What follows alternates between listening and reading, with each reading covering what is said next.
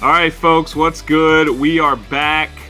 We are in the middle of Final Four. Oh, actually, we're nearing the end of Final Four week. As slow as this week has gone, just all-time slow. AB, I saw you tweeting about it. It's the worst because you see all this content, you get it, which is fun. It makes the week go by better, but just all you can think about is Saturday, 5:09 p.m. That's all that's on your mind.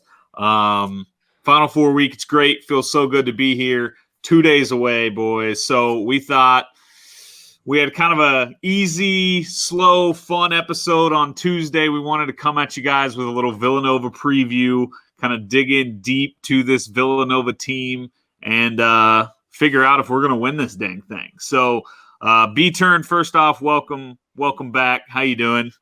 I'm doing great. Obviously super excited for the weekend and not trying to get my hopes up too much, but I don't know how you guys feel, but I feel really good, at least for us playing on Monday night for the title.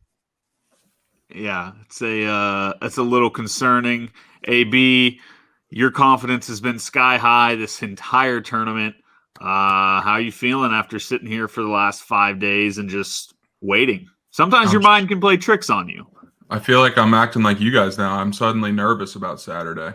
It feels like you guys have been the nervous Nancy's all tournament long, and I've been the one keeping you guys calm, I guess. But yeah, I don't know. I'm just maybe it's the past couple of times we've played Villanova, but I'm very nervous.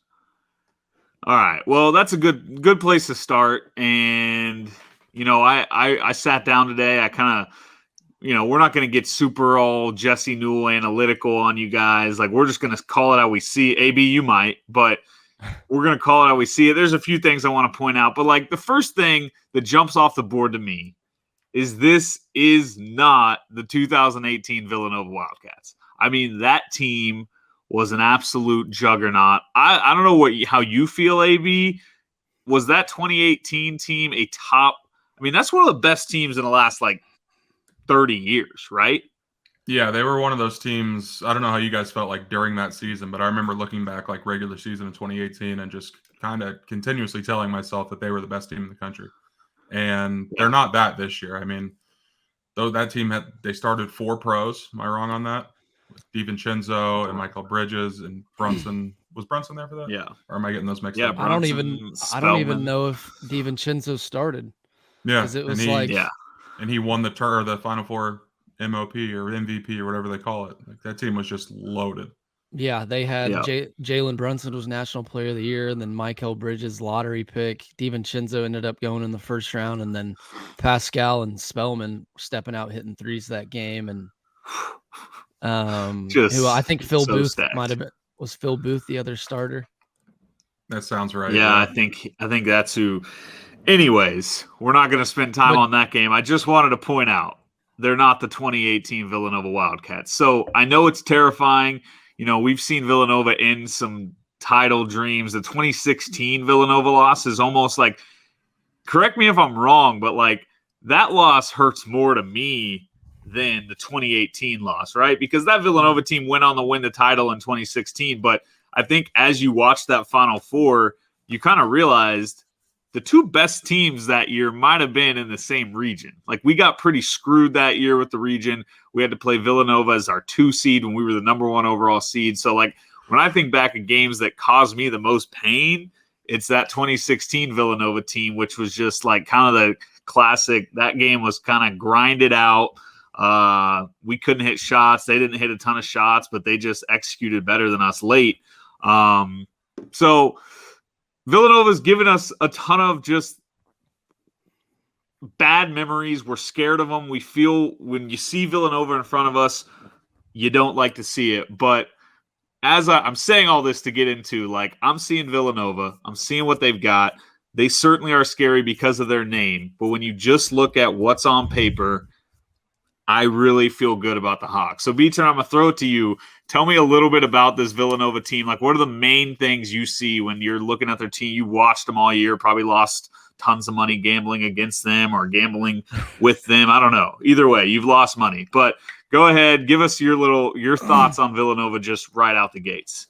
They play super slow. Like they walk the ball up the court, pound the ball into the ground, get shots late in the possession. So you got to be patient defensively. Super veteran led team. Like Colin Gillespie and Jermaine Samuels are 5th-year seniors, and they were on that. Samuels didn't really play in 18, but they were on that national title team, so they have experience. It's their last go at it. I mean, Gillespie got hurt last year, didn't get to play in the tournament. He's back this year. They don't make mistakes. Like we've watched Jay Wright's teams. They don't make mistakes. On offense, they pump fake. They're really good at drawing fouls, getting to the line. And I'm sure you guys have looked at Villanova stuff this week. They make free throws. I think they're the best free throw shooting team in the country, but like a historically good free throw shooting. They're like 83% as a team, which is insane. I'm pretty sure Gillespie hasn't missed. Yeah, he hasn't missed a free throw in the tournament. So, and he hasn't really got going yet, which is kind of scary. Like, just seems like a guy that could just go nuts against us. And kind of all week, I've really thought that it's going to take. I know they're really good defensively and they don't make mistakes, but it feels to me like they're going to need like a almost historical performance by one of those dudes like Samuels or Gillespie to have like 25-30, and then a random guy, role player guy like Brandon Slater or Caleb Daniels or Archie Diacono, Eric Dixon or something to just go like have 20 or something. I don't know, because I don't see like the way we're defending right now and them losing. Jay Wright called him their best player. Like I don't know if they'll score more than 60 points, honestly. And I feel confident in us doing that. I mean, I think you're right.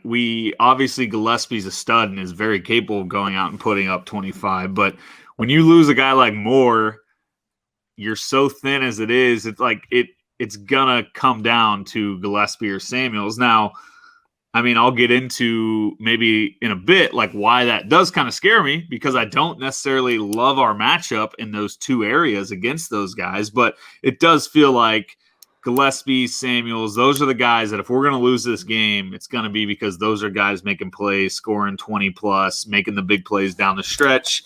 But like you said, experienced team. I think they will start senior and Brandon Slater, senior and Jermaine Samuels, senior and Colin Gillespie, senior and Caleb Daniels, and sophomore and Eric Dixon. So, I mean, super experienced.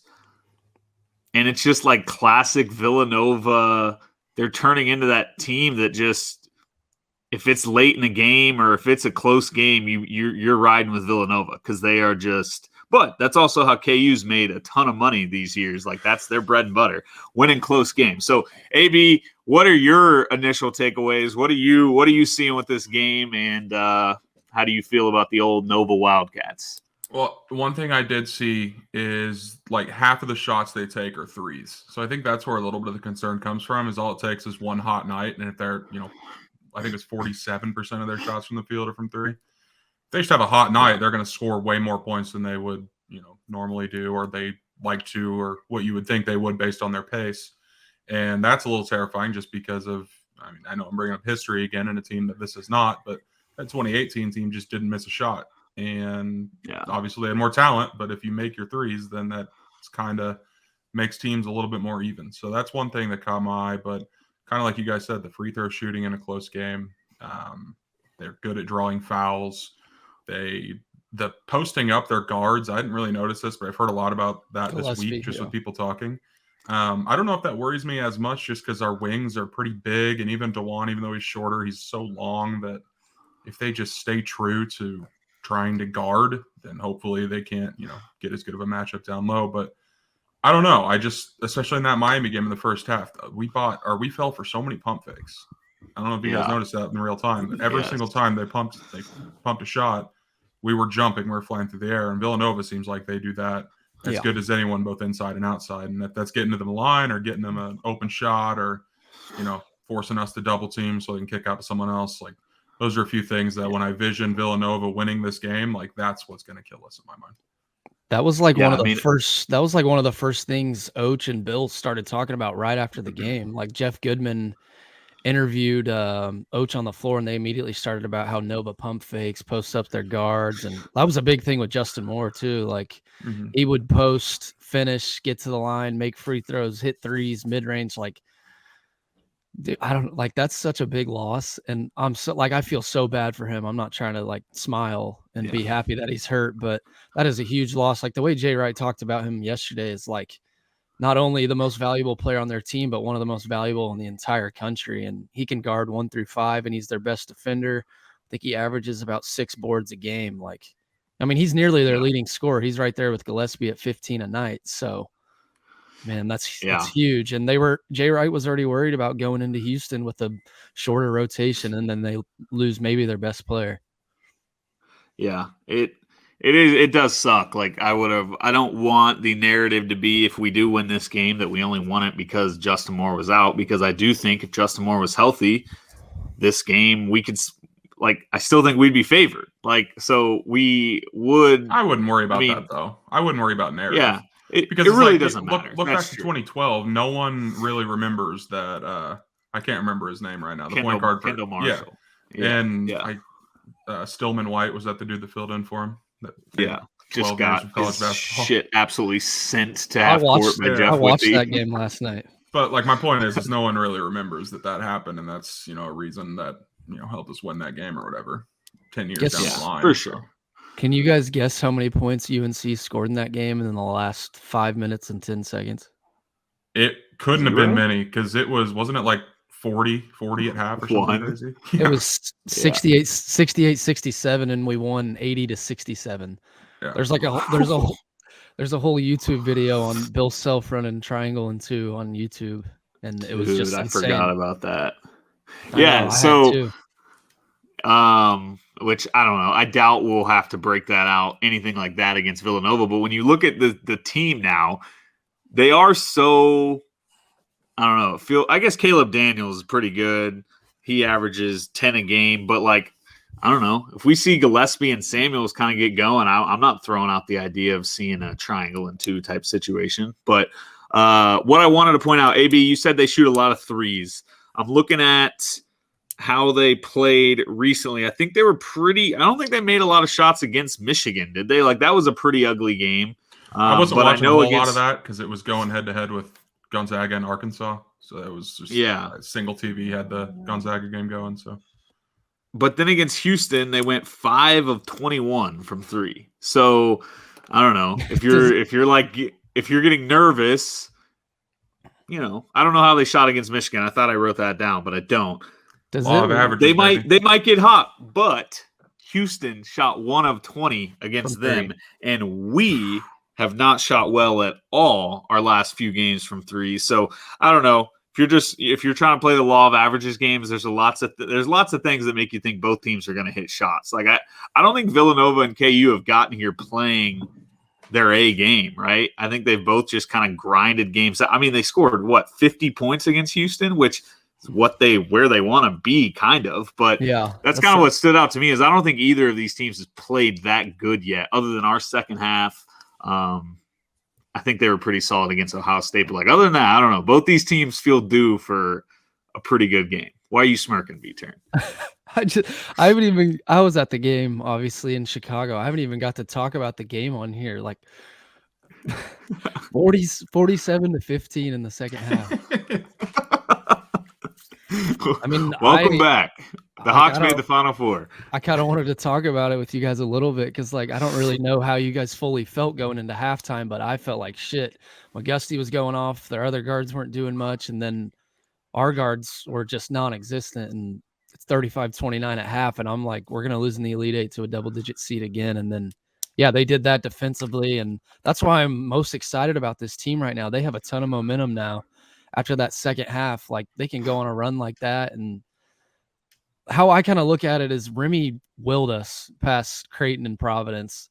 And now I felt like there was some pressure on Oach in the Elite Eight because he hadn't done much, and he stepped up. And now I don't see how there's any pressure on us at all going into New Orleans. Oach can go out and play. Yeah, him and CB can raise their draft stock in New Orleans, but they got there. They hadn't gone deep in the tournament yet in their careers, and now they're there in New Orleans, and they're going in with a ton of momentum. And I don't see how there's any pressure on them at all, and especially since the only thing that's being talked about is UNC Duke. Yeah. Me and AB talked about this last pod or 2 pods ago, I don't know. But we talked all these last few years about how the 2018 team was so happy to be there. What I've loved so far, even in media day, interviews since, things players have said, this team is not just happy to be at the Final Four. Like, this team, they see the opportunity. It's there. You are all of a sudden 2 good games away from winning a national title. I think Bill said it. It gives you like chills to hear it. But like, Oach is set, if he gets 2 more wins, to have the best season any Kansas player's had since Danny Manning. Like, that's insane to think in future and 30 years down the road, kids might be talking about Ochai Abaji's season the same way. I mean, different because Danny was like the leading scorer all time, program history. But like, still, when you look back on the 2022 season, Oach would have the type of legendary season that Danny Manning did. So yeah, me and AB had a chance to talk about that. Like, we're just so pumped that this team truly seems to be on a mission.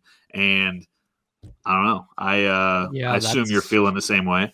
Yeah, that's something I've been thinking about all week because I think you were I never really noticed it. Like, I don't know if you were in San Antonio, but I was out there. So I was just there with my family, not really. I didn't pay too much attention to the media stuff, but I think you were the first one that ever pointed that out to me. Is like, it kind of felt like a happy to be there moment. And it makes a lot of sense because 2016, they lose in the Elite Eight to Villanova. 2017, they lose to Oregon in the Elite Eight. So beating Duke in 2018 was just like the ultimate monkey off your back.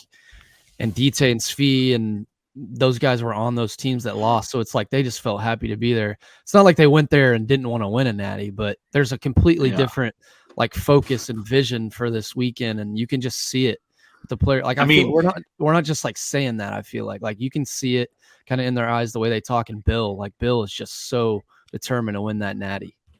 Well, I just think back to even Bill's, you remember the post game in 2018? Like, Bill Self was like in tears. Like, that guy, he said it was like the greatest he's ever felt. I remember that, him being like, it's the greatest I ever felt about a group. And like, you could see the monkey, like, because he was. I remember when he lost to Oregon in the Elite Eight, like, he got an interview. I can't remember if it was Dana Jacobson, who it was. They like interviewed him. They're like, Bill, your record in the Elite Eights, what, at that point, was it 2 and, I mean, it was bad. Like, it was 6, 2 and 7, 2 and 6, and it's like you're 0 or you're 1 and whatever from in the Elite Eight as a 1 seed. Like, what went wrong? And like, people were starting to really not. I mean, Bill Self's pretty untouchable, but like, people were at least starting to really question him as like his ability in March. So that 2018 game, just one based on how that season had kind of gone early in the year. 2, you lost so much from the 2017 team. It did just feel like, wow, what an accomplishment to get to this Final Four. And then we obviously had a good celebration the other night, and Bill was funny, and you did it. But it was like, it's kind of celebrate, do your thing, and just the way they've talked since we got there is just different to me. Like, you hear Bill say things, I loved this, where, I mean, he addressed it. He was like, look, we're blue blood, but Kentucky's got 8 titles. Duke's got 5. North Carolina's got whatever they have, 6. I think 6. Villanova's got 2 in the last 6 years, and Duke's won 2 in the last 15 years and 12 years. UNC's won 3, and like, he's like, we Kansas, we're doing everything right, but we just really lack in the area of championships a little bit when you're comparing it to those teams only. Doesn't mean we suck. It just means we've come up short a few times. So, AB, I think this is a good point. This is a good time for you to bring out your stat you threw to the group chat. Mm-hmm. We're kind of off the rails all over the place here, but it's an interesting point. AB, fired up because again, we throw out hypotheticals, averages, BS, things like that. But, I mean, it's life. So let's hear it. Yeah, I was doing a little digging because it felt like, especially with Duke, since the last 2 times they went to the Final Four, they won it. But Duke's won the last 3 Final Fours they've been to. Nova's won their last 2. Carolina's won 3 of their last 4. And we've won 1 of our last 7. And haven't won one since 08. We're 0 for our last 2 and we'll be 0 for 3. It depends on how you view it. Like, maybe, and obviously except North Carolina, Nova and Duke have the same coaches, but are they just better? Or we always kind of view the tournament as a coin flip. Just, whatever happens, happens. It's single elimination. But Are we just simply due to come out and get a championship because we get there, often enough to where it should just break our way? Are we really going to be one for our last 8? I don't know. It's just that's kind of my thinking. Is it made me more confident personally, but it almost sounded like it made Braiden less confident looking at it. Well, at first, and then I was kind of like, yeah, we're due. Yeah, like is Coach K really going to win the last 3 Final Fours he went to? Wait, I don't not to ruin your stat. It still makes sense. Has Coach K really been to the last 3? Didn't he lose to UConn in like 04 in the Final Four? Well, he's won 3 of his last 4. Okay. And then he's won his last 2. So he won in 15. He won his last. This would be his 3rd straight. Yeah, this would be his 3rd straight. Okay. Yeah. Okay. Do you guys still feel like we're being overlooked, and do you guys like that?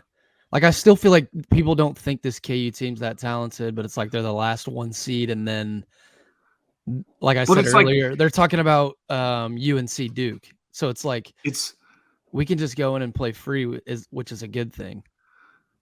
I don't know. AB, I'll let Rye go first. Do you want me to go I was first? just gonna say, I'll go real quick because mine's quick. We're kind of getting overlooked from storyline standpoint, but everyone's picking us to win this game. That's true. And I don't think anyone would be shocked if we, I think some people pick us to beat Duke. So I don't know. AB, what were you going to say about it? I was going to say, if we're looking at it, because I know you go back a month or 6 weeks, whenever that TCU loss was. I don't think any of us would have thought we were being a Final Four, the second favorite to win a title, and almost the same odds as Duke to win it all. But you look at all these teams, what did we think about Duke when they got pumped by North Carolina and then lost in the ACC tournament? I tweeted out that they stink. And what do we think about Carolina, going back a month? I've kind of been low on Nova all year. So just given the 4 teams that are left, teams that I thought would win the tournament, none of them are still Gonzaga, Kentucky, those kind of teams lost early. So, maybe we're being overlooked, but I just think if it's tied in with that old narrative of what people have felt about us all year long, well, you could kind of say that for any of these teams. It's crazy thinking about how I felt even after Texas on senior day. We had to scrape to win that game. Dave saved our ass, and it's a completely different team. Remy didn't even, I don't think he played in that game. I don't know, but he played senior night minutes. The way they found something in Kansas City, and now going forward, it's I don't know. I was kind of just looking at the matchups yesterday in this game. It's Colin Gillespie is considered one of the better players in the country. Obviously, he's a proven winner, but it's just matching up positions. It makes me feel good because I feel like Remy can run with Gillespie, and we have the National Player of the Year candidate, and then Jalen and CB, obviously. So it's I feel like we just match up really well, and they have no size either. And I've been listening to stuff all week too, and Ryan's boy Jeff Goodman has been making a good point this week where who in the country is better than Bill Self at getting his guys the ball in the post. Yeah. And so he's just been saying all week he doesn't see how Villanova can run with us for 40 minutes, a full 40-minute game. Maybe they can be in it a half, but with their size and how many bodies they're down, I've almost got to the point where I think we can win by double digits, which is crazy. But I also sit back and think, how do you blow out Villanova? Because they're that good defensively. They make free throws. They don't make mistakes. And they are so veteran led and so well coached. I'll just throw one thing out about Goodman saying that Self's awesome at getting the ball in the post. And he is. I'm not denying that. But if we're comparing this to the Creighton game, for example, that we just played, Dave did nothing. He couldn't get anything going, even with that mismatch advantage. So, it could happen where Dave just munches and takes advantage of the size. But, I can also see a game where he goes, 1 of 3 from the field and plays 14 minutes because we're trying to go Jalen at the 5 and make sure that, they're not getting, 5-man threes like we did in 2018. We pointed this out, though. Dave, in the last regular season game for the Big 12 title against Texas, was fantastic. And then in the Elite 8, he was fantastic. The guy shows up when the lights are bright. If he's a shell of what he is in this 2-game tournament, if we do play 2 games like he was against Miami, we're going to be insanely tough to beat. But here's the thing. Go ahead. I don't – this game is not going to be – I don't think – I kind of I get what Goodman's saying, but to me, this game is not won in the post with David McCormick. This game is won by David getting rebounds, Jalen getting rebounds, and us pushing the hell out of the ball up the floor and just playing fast. Because Villanova, they are 345th in tempo on KenPom. Like, they play so slow. It's what they want to do. And we saw it in the second half against Miami. We got stops. We got rebounds. We just blew the doors off those guys once we started running a little bit. So the key is going to be like Dixon. I mean, they don't have size, but I mean, he's a big, bulky dude. Like, he's going to give Dave some issues. So we got to find a way to rebound because Samuels is a stud.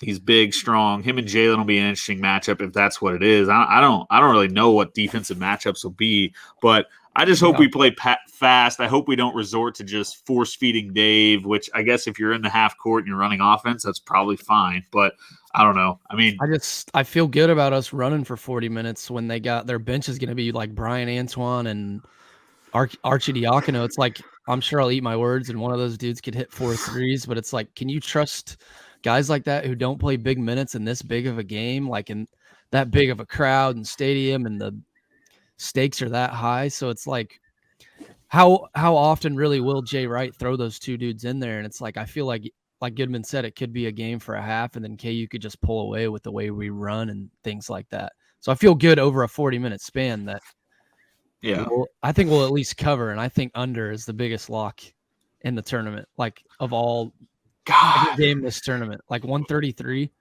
Can I scare you guys with something? Yes. I don't know if you guys looked into this at all, but Villanova did play one game without Justin Moore this year. You guys seen this? Yeah, I forget who they played. They beat UConn, who was ranked at the time. Now, I don't think they're going to do this again because this is like an absurd 2018 Final Four appearance. They won 85-74. They shot 60% from the field and 55% from three. Dixon went 24 and 12. Archie Diacono played 26 minutes.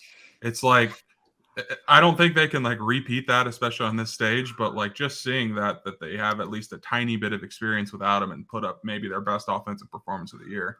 Like that does. I think that is a UConn lost to New Mexico State in the first round problem, and not a Bill Self and Kansas problem. Yeah, but the one game from March overrides the whole 5-seed season that they had. I also do I worry about them like playing inspired ball too. Like you see that all the time. A guy goes down, kind of like Roderick Stewart in 08, but a guy goes down and people start stepping up. It's like with Nova, it's like they're such a solid program, and it's like it really is just a next man up thing. Like everyone's gonna buy in the system, everyone's gonna guard, everyone's gonna execute on offense, and all of them are gonna make their free throws, and they're just not gonna kill themselves. So it's like, I just keep flipping my mind like it's gonna be a close game, and then I'm like, well, we're clicking, we got a bunch of momentum, they're down bodies, maybe we could pull away and win by 10 or so. But it's like Jay Wright, and if they do have another crazy shooting performance, I'm done. Like I hate Jay Wright. I hate Nova. Well, can I say this? I got a couple points, but the first thing is like I'm so sick of how nice and perfect Jay Wright is. Like, dude, do something to make me hate you. You've absolutely pumped us you've broken our hearts the last 2 times we've played you. But you come back every press conference and you're like, I just respect Bill Self and that program so much. Kansas fans are so polite. Dude, make me hate you. You are supposed to be a villain and you just won't become one. And it's like, I've got some buddies and they've told me this for years. They think Jay Wright, and I don't see it, but they like, you remember how long ago I was kind of like Coach K's a slime ball and people don't see it. And I felt that way. And now people have seen it. They are like that with Jay Wright, where they're like, he's too nice. He's hiding something. Body's buried, blah, blah, blah. You know, all the cliches. And I've never seen it. But, like, I don't know how much you followed at his press conferences so far. But, like, how frustrating is it that guy's just the nicest guy in the world? I almost tweeted earlier about how likable he is. Because, like, he hypes our program up. He hypes Bill up. Like, he was, like, oozing over Bill Self's out of timeout. And, like, inbound play, like the shit he draws up, like he was just like, it's so good. And Bill just teaches them to defend so well. And he honestly made 2018 not sting as much, because he was talking about how fluky that performance was and how it was like a joke. He said he looked down at Bill and was like, damn, I've been there before. So it's like he kind of made 2018 feel a little better even. Yeah, he's like poking us like we're a little just helpless puppy. He was like, oh, I looked down at their bench and they look so sad. I felt, shut up, Jay Wright. Just tell everyone you pumped us and move on with it. Quit being so nice and likable. It's driving me insane. What are you guys going to do if we lose to him again in the semis, in this big of a game? I'll be out next week on the pod. You guys can handle it. It will be just so... I don't even know. It'll just be so I think the word is deflating, right? Like it'll be hard to even be mad. It'll just be like, oh my God, they got us again. And it's just like, even when it's kind of how, how like it would kind of be like, and this is pretty rare for KU, but like how Big 12 teams, I think, feel with KU, where it's like, they'll have us down. We're in their building. It's a road game. We're down. We're struggling. We've got to lead. Kind of like K-State this year, where we just looked bad. They had it going, and we just slowly grind away, and win. And that fan base just sat in that building like Jesse Pinkman Breaking Bad gif of like, they can't keep getting away with this. Like, that's how I'm gonna feel if Villanova beats us again. So he's already got that tweet drafted up. Especially when this team isn't even close to, especially without Moore, isn't close to 16 or 18. Like, because 16 had pros, 18 was like, even Jay Wright this morning, he said, we don't have close to the firepower we had in 18. Like, obviously, that's pretty obvious. But if he finds a way to squeak this one out, it's going to be like a 55-53 win, and he's going to just put on a defensive clinic and execute on offense and find ways to get to the line and things like that. So it's like, if he gets Bill again, I don't even know, but it would be nice because they would be Bill wins. It's 2-2, I believe, against each other in the tournament. So, and we ended up winning it in 08. So it's like, watch us beat them and win the title. And it's almost like you forget about 18. You can forget about pretty easy, because it's like, I wasn't even mad about that game. It's like we scored 80 points and lost by 16. Yeah. So, all right, I want to throw this game out there, AB. I don't know how much research you've done on this, but I was just kind of looking for teams that had similar offensive and defensive efficiency to us. And now, breaking news, we're in the top 20. We've been begging to be in the top 20 all year. Now, this isn't perfect, but like Baylor, KU, Baylor was a team that was top 20 in both, right? So fairly similar teams. You want to know what Baylor versus Villanova the score was this year? A lot to a little. Didn't Villanova score like B-Turn, if you can points? guess the amount of points Villanova scored against Baylor. Okay, AB's cheating. I was going to say 46. They scored 36 points against Baylor. Now, that was a long time ago, early in the season, but it made me feel a little better. They just clearly, you said it, they don't have the firepower as normal. And so when you get up against a KU team that's, Baylor, KU, Texas Tech, those teams that just, they play big boy ball. And I don't know. Obviously, Villanova's not going to get punked or out-toughed, but I don't know. It made me feel better. It might have just been a fluky game. I don't even remember that game. But 57-36 jumps off the page to you. You could use the same argument as Houston, though. Houston was up there in all those analytics, and they just beat them. But we were hyping. Disgusting. Yeah, I was gonna ask you that, guys. I was gonna ask you guys that too. It's like we've been hyping up Houston, I've been hyping them up for a couple months. I feel like, and watching them do what they did against Houston is kind of scary. It's like, yeah, they went 1 for 20 from 3. We probably won't do that, but God, they're good defensively, but it feels like they turn it on a little more in the tournament. So that's kind of scary. Yeah. I read something in a CJ Moore like primer. He was talking about Villanova, and he's talking about Gillespie and how he just backs you down, posts you up. They do the BS pivot, like old grandpas love the way Villanova plays. Outside of the fact they shoot threes, if they were just taking layups, they'd be the perfect grandpa team. They love the pivot foot. They love to back you down in the post. But this article was talking about how, like, Gillespie's a tough matchup for our guys because Remy's a small dude, and DeJuan, obviously great defender. AB, you mentioned his length, but like he's pretty frail. He's a pretty skinny guy.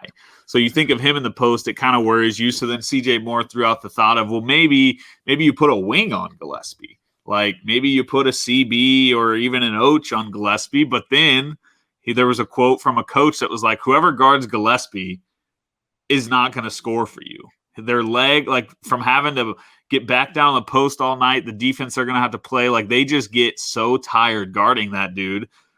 So then that kind of threw two things that worried me. One, you can't put Oach or CB because you got to have them scoring. And then Remy, who I think is the most likely going to guard Gillespie most of the time, assuming he gets more minutes than DeJuan, then it scares me there because it's like, is Remy taken out of the game? So like AB, when you were kind of looking at this matchup and I don't know, looking at things like that, does that worry you at all? Or what are some of you? I know you said you had some concerns. Like, what are your main concerns?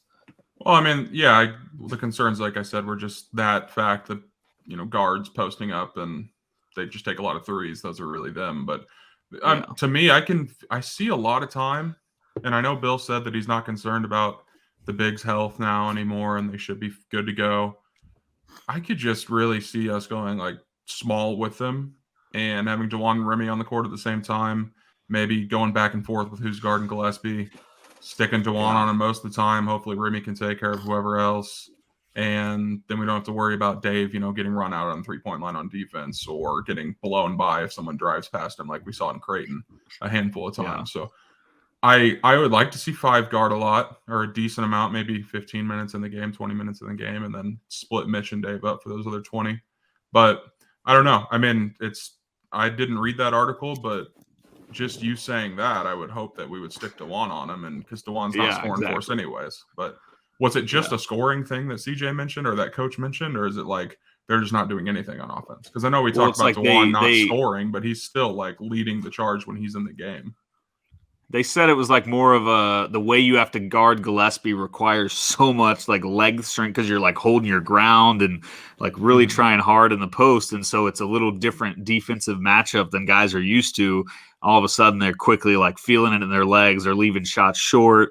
They're gassed. So yeah, I mean, that's why DeJuan is the perfect fit. I worry about his size and holding him there. So Gillespie's going to be he's going to be tough regardless, but he has not been that good in the tournament yet. And I see some people not even sure he's fully healthy. So let's hope that stays that way. There was a guy that we played against last Sunday that was killing us and getting to every spot on the floor that he wanted to, and that DeJuan shut down in the second half.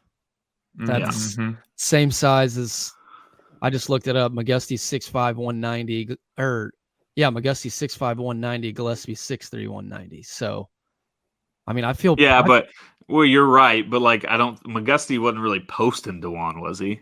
No, but I feel like we got out to it. I mean, in the first half, I feel like he kind of got to the rim a little bit. But yeah, I mean, that makes sense. DeJuan's just I like that he's really long too, because it's like Gillespie might get in the paint, back down, shoot a little fader, and I feel like DeJuan can make it tough with his long arms, and I don't know. You could also deny posts too. I mean, if DeJuan's smart enough, I don't know if we're going to want to face guard Gillespie 24/7, but just don't let him get down there. Maybe that's easier said than done, but keep him out on the perimeter.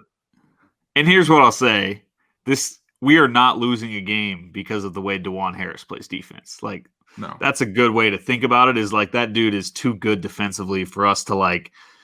It may be an issue a couple plays, but like it is not going to be something where over and over again you just see DeJuan Harris losing his defensive matchup. The dude's too good at defense. I don't care if he's small. It's like it's going to be fine. It was just I thought it was an interesting article and something that concerned me a little bit. All right, my simple brain. Here's how I feel about it. If this game is played in the 50s, I think we're going to lose. If it's played in the 60s, I think we win. If we get in the 70s, I think, like B-Turn said, I think we win by double digits.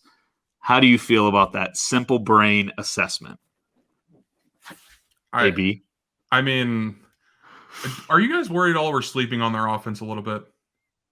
I mean, we're like, the way you guys are talking is acting like they can't score more than 60 points. I know Moore got hurt. They're still a top 10 offensive efficiency team. I know they want to play slow, but they can be efficient. Yeah. If we speed up the pace a little bit, we've seen it before. I mean, the game I just mentioned, I know they shot out their asshole, but they still scored 85 points. I just love our defense right now. I'm not saying some it's of bad, some of the halves we put together in Chicago. Like, I feel like if it came down to it late in games, they would be able to get a ton of stops. I don't know. One of my biggest things too is I feel like we're built for this game. Like, just our resume throughout the year, it's like we play. Big 12 has a ton of teams that play slow and that play really good defense. So it's like, and we're 2 rounds in a row playing against, or I guess second round in Sweet 16 we played against Big East teams. So it's like, I feel like we're used to that style of play, and I feel like we're built for it, dude. Like, KenPom, our defense is ahead of them. So I feel and they're without one of maybe their best players. So it's like, I just feel like if we play decent to good, we'll end up winning. So, AB, you take out the 15 seed they played their last couple games. 50, 63, 71, 54, 63, 66. Then I think their last regular season game, they scored 78 against an atrocious Butler team. So, like, I don't know. My point being, we're not going to lose because they play better offense than us. Like, I think that if this game's a shootout, we're winning the game. Probably. But I don't know. I just don't want to, like, lock it in that they're going to score 57 points and all we need to get to is the 60 mark to win. Like, I do think there's a scenario where they put up 70 points or, high 60s, and it's not a complete knockout of a defensive battle, but, there's a little bit of pace to it. Because, I mean, they're very efficient. They play very slow, but like I said, if we speed them up, that's ideal for us. Like, I'd like to speed them up, get them out of their comfort zone, but I don't want to make it sound like they're not capable of hitting shots or getting hot or, I don't know. I'm not saying that will happen. It's just I want to not say it's impossible. And I mean, the stakes are huge, and they've won 2 titles in the last 5 tournaments or whatever. But I feel like there's almost no pressure on Villanova because, like Rice said, everyone's picking us. They're without one of their best players, one of the best players in the country. So it's like they can come out and just play free. And who knows? I mean, they got Gillespie and Samuels, who are obviously both capable of going for 20 plus. Like, Gillespie could hit 5-6 threes on you. He could get hot quick. Like, he could score 8 straight points quick. So it's like, got a bunch of vets. They're going to be inspired, and they got that championship pedigree. So it's kind of scary. Are they happy to be here? I don't know if we talked about that, and it's something I wanted to bring up. If you're looking for Carolina would be, but if Carolina was playing anybody but Duke, they would be happy to be here. Yeah. You can't be happy to be there with Duke and Coach K in their last game on the other side. So, like, if anyone's going to fit the vibe of happy to be here, it's definitely Villanova, especially now that Moore got hurt. And, like, I don't know, it just, for sure. If you're looking for that team, to me, it kind of feels like roles are, I mean, we're not the clear best team all year, but, like, roles almost feel a little bit, like, I remember before that 2018 game, you were reading stuff, you're looking at stuff, and you're like, this is a nightmare matchup for Kansas. Like, it was like, Udoka Azubuike doesn't have a good knee. He's already immobile as it is, and he's got to keep up with Spellman. Like, this could get ugly. Like, I think we all knew that was possible. And I think if you're looking at it from a positive KU glasses, like, you could also, and maybe Villanova fans feel this way, you could look at this matchup for Nova fans right now and be like, this could get, like, if Kansas plays their A game the way we played against Miami, we could blow them out without Justin Moore. So I don't want it to sound like I'm getting overconfident. I'm just saying, like, the roles almost feel reversed as they were in 2018, where we were happy to be there, and it probably wasn't our ideal matchup for who we were going to face in the Final Four. So I feel good. I threw this out in the text chain before we started that I was going to hit you guys with this. And it may be similar, but it's something I've been thinking about because I'm a psychopath. What is the absolute worst case scenario, whereas Tuesday morning you wake up and you're just disgusted?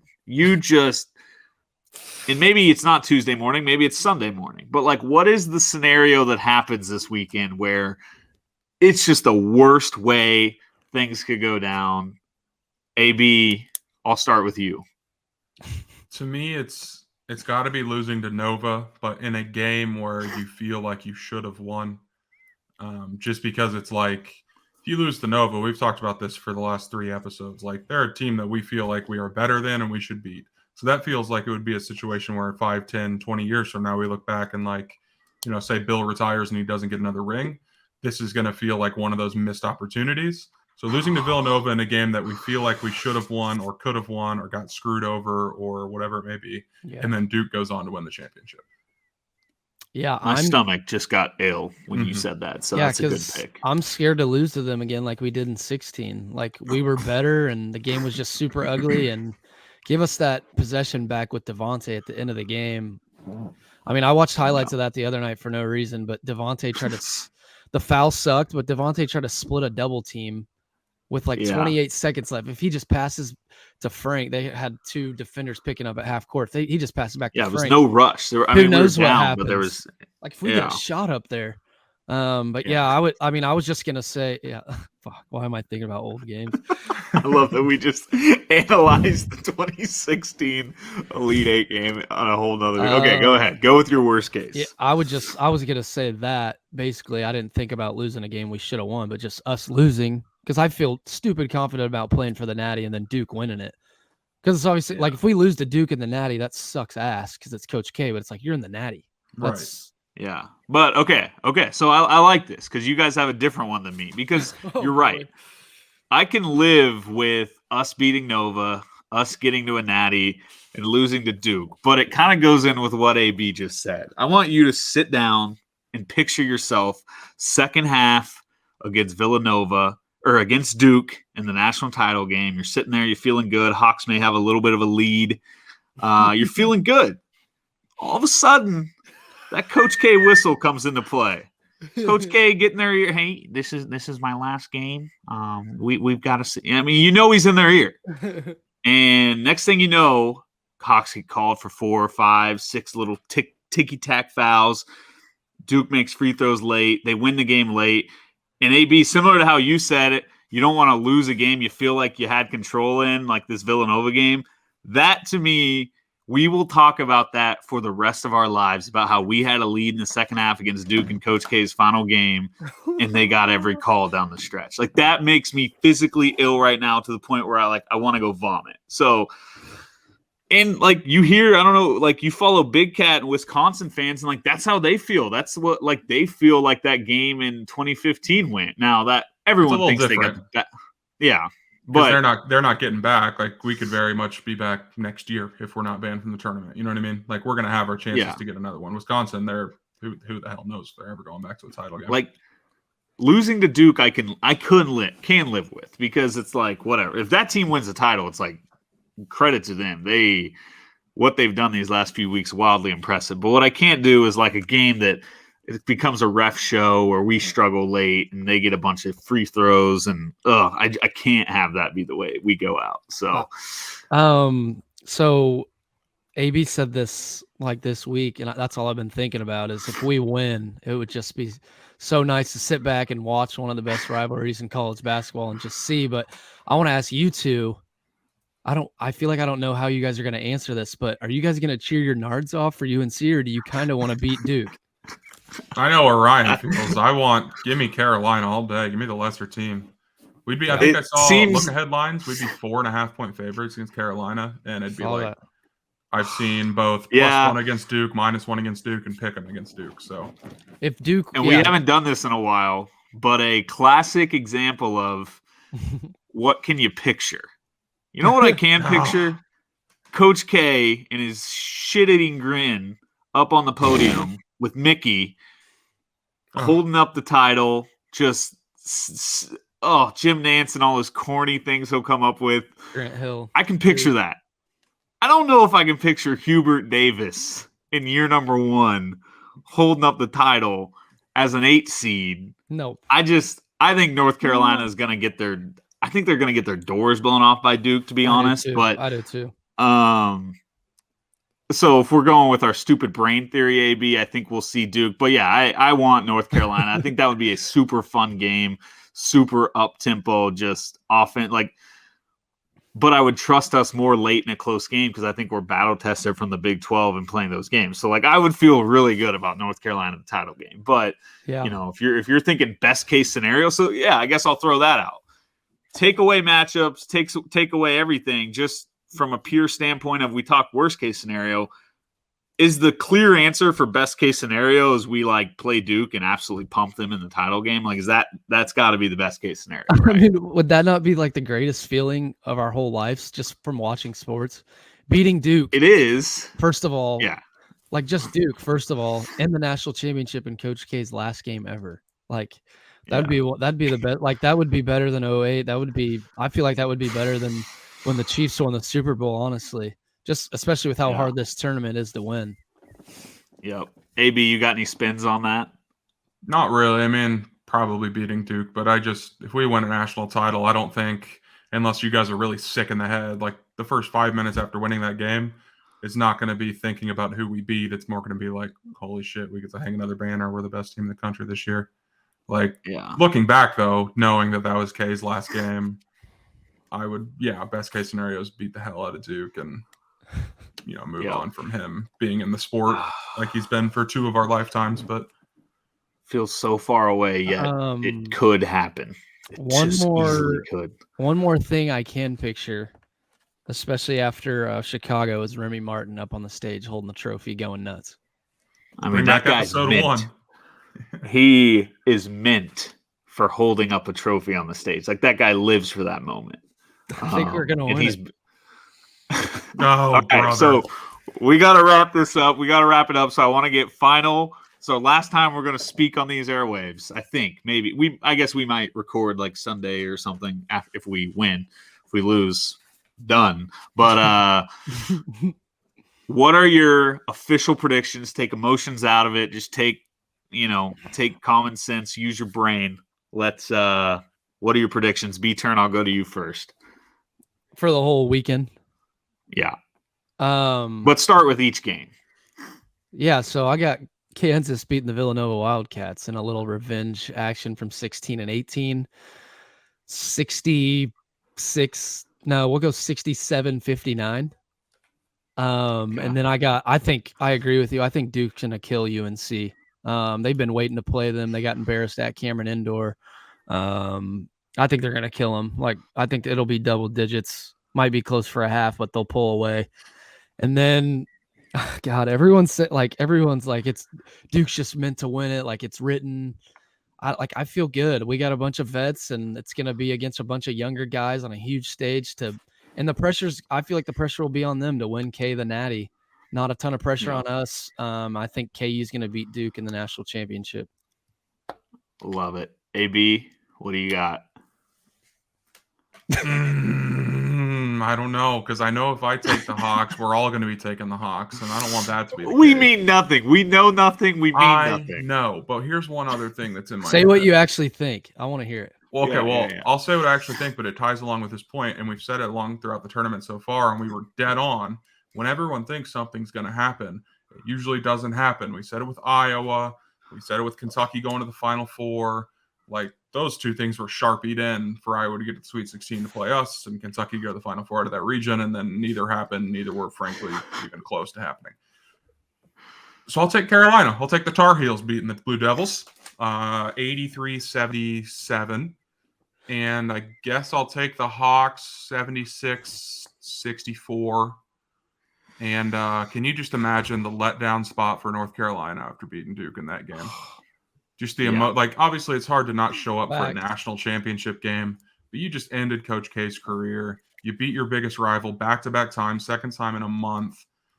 I'm not saying that they won't be fired up to play in a championship, but there's a little bit of like a natural letdown of just like, holy shit, that felt so big. Are they hanging the banner before they even get there? Right. Because of the way they just beat Duke. So, and like you said, is a guy named Hubert winning a national championship in his first year? No. So I'll take the Hawks beating Carolina a lot to a little, like 89-52. That will be okay. That will be that clip will be on Old Takes Exposed so fast if Carolina wins the title. But I don't know. So I felt pretty confident about Villanova or us beating Villanova. I don't know if I feel enough confidence to say we win by double digits. I could see it being a game where we have it under control in the second half, maybe. But Villanova is not going to go away, and I do think it's a game we're going to have to sweat. So I'll say Hawks 71, Villanova 67. I'll say Villanova covers 4.5, 71-67. But a game where they just kind of claw back. Gillespie makes some threes where Villanova calls a quick timeout, and Nance is like, they're not dead yet. Typical late game college player stuff. Yeah. So I see that happening. I see Duke. I'm kind of with V-Turn. All-time revenge game for Duke. All-time revenge game. And it's just if Duke has any spine at all, they're going to give it to North Carolina. And I do think North Carolina's fresh off playing a 15 seed. I like Duke to kind of control that, or at least run away in the second half to win by double digits. KU, Duke. I don't even want to get into trying to analyze that game. I'm obviously never picking against the Hawks in a title game against Coach K. We owe him. His first title was against Kansas. His last title cannot be against Kansas. The Hawks get revenge. We win the national title. So now I'm worried because I just said the whole thing about Carolina beating Duke because everyone, and maybe not KU winning the title because not everyone's picking that, but everyone is taking KU to beat Nova. And I agree. It feels is scary. way too popular that KU Duke are going to be in the finals, like I said before. So I feel like maybe it's us that loses. I feel like it's almost tough to take Nova right now, though. But guess what? I mean, Baylor and Gonzaga played in the title game last year. A lot of times, the two best teams play in the title game, or at least the two best teams that get to the Final Four. You know what I mean? Can I tell you something? What?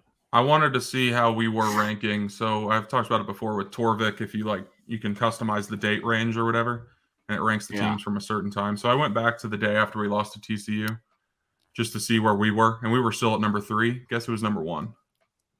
Duke. North Carolina. Villanova? Oh, North Carolina. Yeah. North Carolina's number 1 since March 4th, I think, is what I put in. Wow. Maybe they are the best team. They're Yeah. peaking at the right time. I mean, they could be good if they beat Duke. If they beat Duke 2 times in a row, that's an all-time storyline. But I love your theory on the letdown, all-time letdown game. Can you imagine Duke and Carolina fans this week? Oh my God. Coach K will come back if he loses to Carolina. He will. The Tom Brady thing, it got his brain thinking he's coming back if they lose. And he'll run back the whole retirement tour again too, and we'll get sick of it a second time. They've never met in the tournament before. Now they're meeting in the semifinals in Coach K's last year. The nerves of that. Can you imagine KU Mizzou or KU K State national semifinal? I would be so nervous. You can't lose that game. No. Yeah, I mean, that's the thing. Both teams feel like they can't lose it because if North Carolina loses it, it takes away from that win at Cameron in the year. Because now Duke fans can say, yeah, you won Coach K's last game, but then we pumped you in the Final Four, so who cares? North Carolina needs this win. But I love the word. All right, we've gone way too long. We got to wrap up. We're 2 days away, boys. I'm so excited. I hate how good I feel about the Hawks, but if you're going to New Orleans, everyone, have a good time. It's going to be a great weekend. It's just like we've said, being in the Final Four is the best. And we'll be back hopefully on Sunday to recap a big old win against the Villanova Wildcats and hopefully preview a national title game for Monday night. Wow. That's it. Rock Chalk. Rock Chalk.